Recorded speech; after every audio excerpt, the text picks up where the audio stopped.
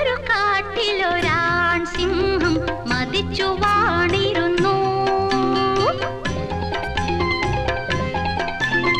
പണ്ടൊരു കാട്ടിലൊരാൺ സിംഹം മതിച്ചു വാണിരുന്നു.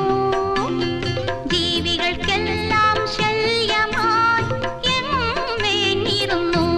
സിംഹം എങ്ങും മേഞ്ഞിരുന്നു.